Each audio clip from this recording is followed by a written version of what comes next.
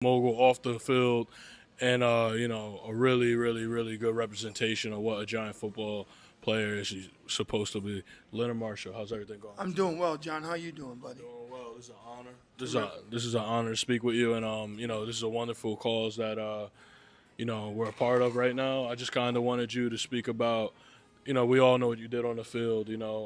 Former sack leader and one of the leaders of the franchise, but off the court, off the field, you've been doing amazing things. And I wanted you to speak about simply just the passion that you have for giving back to the ALS, as well as some of the initiatives that you're working on. Yeah, well, some of the things that are near and dear to my heart are the impairment issues that former NFL players are faced with. And the fact that you leave the game with debilitated injury, yet you don't have the infrastructure to support that, in terms of health insurance, life insurance, and some of the other things that you need along the way in life as you continue to grow. In world and in life, everything's about growth. The only stagnant part is what happens when you retire, when the cheering stops, and then who's there to lift you up and pick you up, if in fact you didn't make the money perpetuously to be able to take care of yourself in life after football. So, organizations like this, like Mac Angels Foundation, that not only helps indigenous people, but it also helps people that are in severe restraint, and the restraint issue comes from lack of funding and lack of opportunity to funds. And so when I can take my celebrity from sport and pick up and lift up someone from my community or around my community and help them try to facilitate a better way for them to live, I'm going to do that. It seems a lot of initiatives you've always given back in this New York tri-state area, Jersey, New York.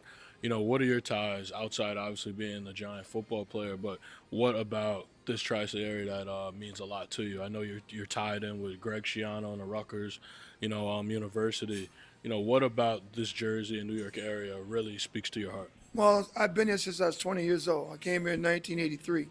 And off and on, I traveled back and forth between New Jersey and Florida and decided to come back to this state because this state gave me a lot, and I also gave a lot to this state and its residents. And I think that the main thing that sticks in my heart is the fanfare associated with the New York Football Giants, especially in this metropolitan area, and not only extended to southern and central Jersey. So I always try to do good when it comes to people because, the thing that we need as athletes, what we did on the field made us heroes, but what most of us need now is what makes us human.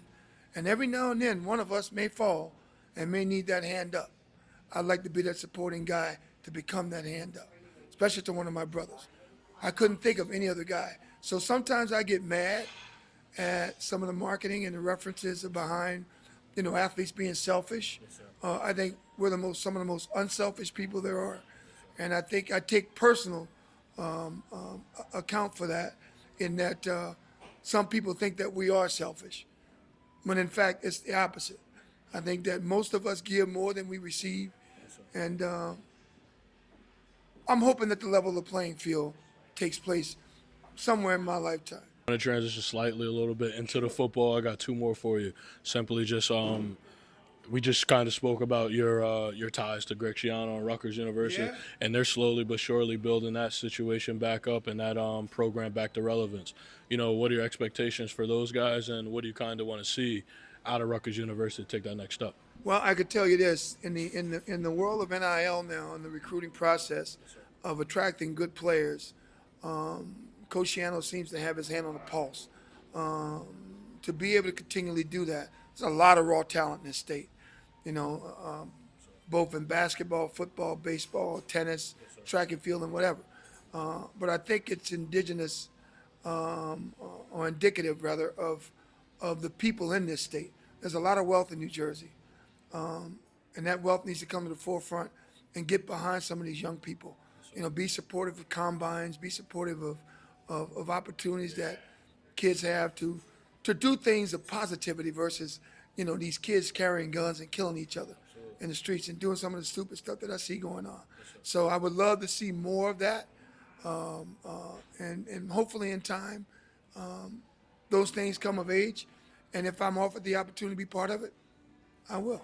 My final question for you, just because you've aged so gracefully in your retirement, not too many players of any sport, usually find that easy transition. Right. It seems to be you're finding your passion, you're following your passion, and I just kind of want you to give the blueprint or kind of what helped you so easily transition into that next step, and why do you think it's so hard for other players to transition? The best thing that I can tell a player, a former player, or a player that's looking to retire is keep in mind what you did as a player and where it started. It began in your locker room. It began with the culture. Culture equals people.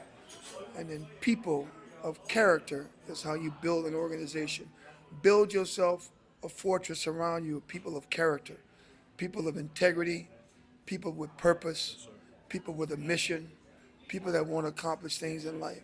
And then the last piece of that, the championship, how you steward yourself towards championship is indicative of how those people play and the role they play in your life. And if they don't play a significant role in your life, get rid of them. You're wasting your time. That's unbelievable advice, and I appreciate this opportunity. Ladies and gentlemen, Leonard Marshall, This is a legend, giant legend. Legend in the making right here. I appreciate you guys. I appreciate you guys for your time. Thank you, man. Really. My man. My brother.